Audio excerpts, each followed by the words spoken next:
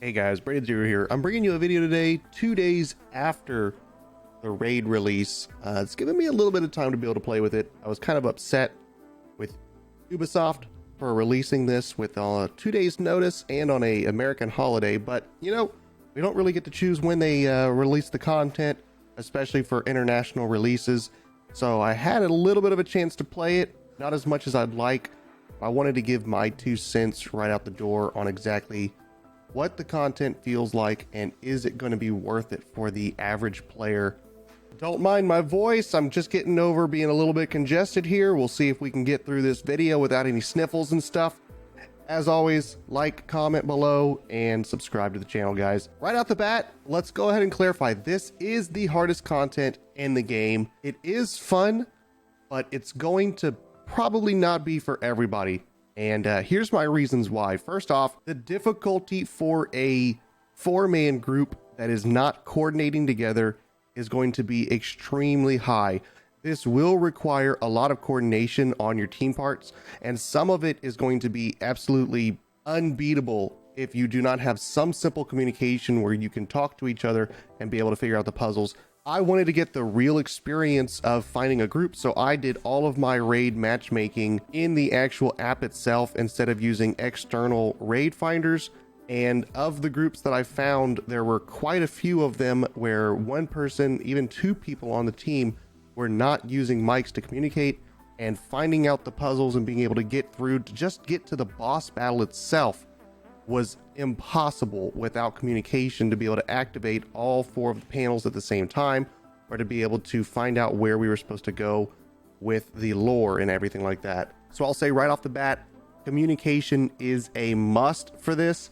And if you are not able to get all 4 of the people communicating on a mic at the same time, this will not be possible to beat the raid. If you go from start to finish with the same group and y'all do not all have mics, it's impossible. Having said that, the overall engagements of each of the mechanics are relatively easy as long as you're somewhat experienced in shooter games.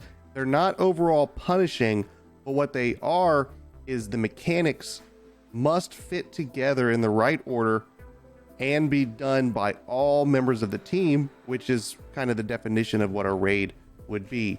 The first engagement, the tank being able to shuffle the laser between each of the people and being able to turn the target and draw him to certain locations so that other members can shoot the back panel while being able to clear waves of ads. It's very easy to go through the process of doing this, but it requires that communication and it requires the teamwork to be able to have clearly designated roles to be able to complete it. If you are a group of 4 who play this game routinely, you're at least a good gear score. Even though gear score is not going to play a huge role in it, you at least have to be 150. You will be able to clear most of this raid pretty easily. It's very easy to find your weak point player in situations like this where they're not able to keep up with their role. They're not able to remember the designated, I would say, a pattern of how the raid is supposed to go through. I would say the real big challenger comes in when you fight the second flying raid boss, where you have to go through the animation of constantly remembering to duck or get up higher to avoid the laser while clearing drones, while avoiding the laser blasts, and then closing the panels once he flies in, still while doing damage. It's a lot going on, but once you get the process of it going on, it's very, very easy to do, and you'll immediately be able to find your weak point player in one of those instances. Again, if you're not using mics, the guy that doesn't have the mic is probably going to be the weak point player unless he's experienced. Overall, I enjoyed the raid. Even playing with randoms, I still had a lot of fun doing it.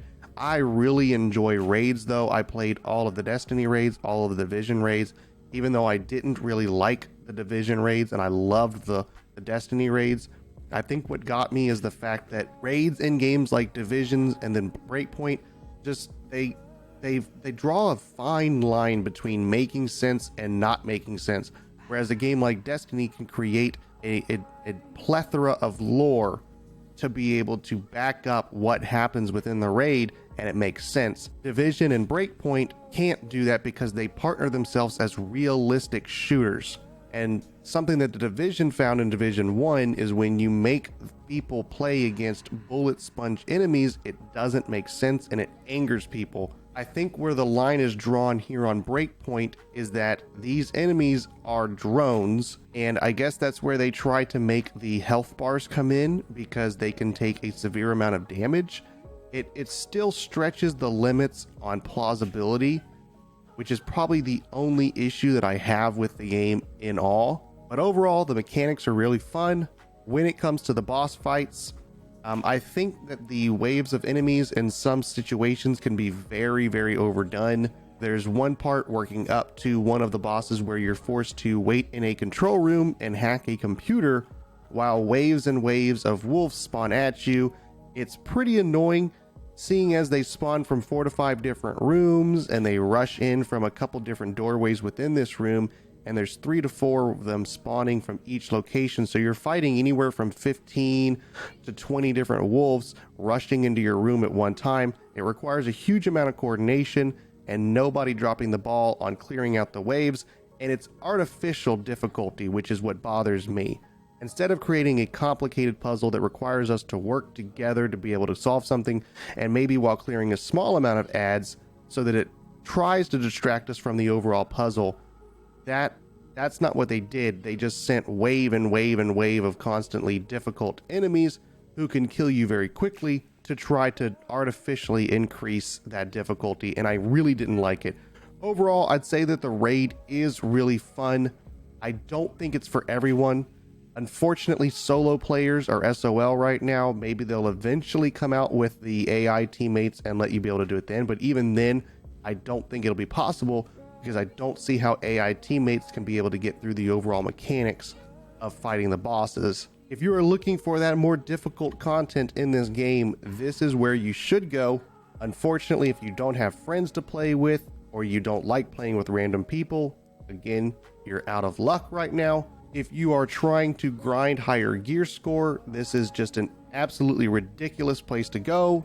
I was playing with somebody who was going in at 170 and they were receiving 230 drops from the bosses. Other people I've been seeing who have been in the 250, the 240 range, they're receiving even higher, to a high 260 gear. So the gear score is dropping at a crazy amount of rate, and when you defeat a boss, you are receiving about 5 drops from what I estimated.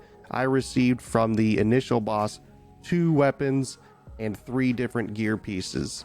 If you have a consistent group of friends to play with, 4 people, y'all been playing forever, or even a higher group of people, if you're in some kind of a clan that plays consistently, you've crossed over from Destiny or something like that, this raid shouldn't be too much of an issue for you as long as you have that mechanical mind of coming from other games with raids. This will just be right in your wheelhouse. A little final note that I would say on something that I think that they could improve on this, because overall it's very fun. It's in a really good place as far as each of the individual mechanics go. If you're having a hard time beating one of the bosses, it is because your team is not communicating effectively enough, or somebody is dropping the ball on their part. The individual mechanics are in a pretty good spot when it comes to difficulty, in my opinion. You just have to be able to coordinate, and everybody has to carry their role. My recommendation, though, moving forward would be for them to not try and split their community and force some of the content to be unplayable to everybody. Again, I think that the idea of being able to jump in this game solo and play through the whole thing is a good thing that they should be moving towards, and having a raid that is blocked by a 4-player content is a little bit out of the wheelhouse there. Where I would start is take the blocked entrance away so that people can't enter without a group of 4, and let people be able to scout across the entire island on their own, free roam the whole thing. If they want to solo individual camps and be able to fight those guys, be able to do that.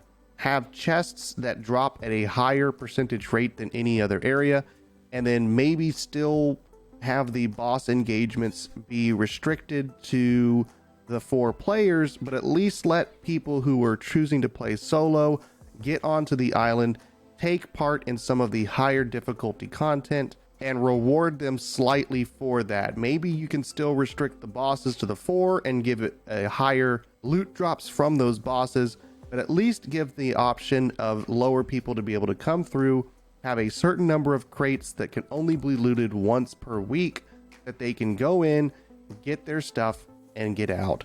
Hide the crates in highly difficult areas so that they have to clear out lots of enemies in order to get to it, but at least give the solo players an option to be able to get that higher gear. All in all, I'd say that the raid is pretty fun currently. I think that they've got some changes that they could make to it to make it even better. Most of the complaints that I'm seeing online and most of their quests I'm seeing online to make it easier is probably stemmed from groups who are not coordinating as effectively. I see a lot of comments about how boss fights put you out in the open and give you no way of covering, and quite honestly, that's not true. The mechanics of the bosses themselves are pretty well laid out. Again, I come from a history of playing a lot of different raids from Destiny and Division, and this is pretty good in line with difficulty for those raids. It just requires communication. If you're not communicating, that's where you're failing. Or if one of the people is just not understanding the mechanics and not holding up their end, you can see it. As long as you have a few really good players, they can pretty much carry through the raid team, seeing as most of the mechanics don't require all 4 members to be moving in sync. At least 2 to 3 players need to be doing that. If you have one weak link, you can probably still drag them through, as I did in a few of my raid groups, but overall all 4 need to be moving together. And that's about it, guys. I don't want to keep ranting about it. Overall, I think the raid is worth a try for everybody, even if you don't like playing in groups and the idea of finding a bunch of random people to play a game with is just not fun to you. I still say give it a try at least once. When I first started playing Destiny, I didn't like the idea of jumping into a group with people that I didn't know, and yet now pretty much every group that I play with is a bunch of random people. You never know who you're going to meet in a random group like that. Of course, there's going to be bad groups, but just leave those and keep moving on and finding the better ones. I will have a strat guide coming out for the boss engagements once I get around to it. Quite honestly, there's a ton of videos already out on YouTube. I may not end up doing it just because I don't feel like adding to the pool. There's a pretty good amount of them out there. There are a couple engagements that people are not posting videos on, and I might make videos on that. All in all, it's a good raid, guys. Give it a try. Like the video, comment below, and subscribe to the channel. Thanks.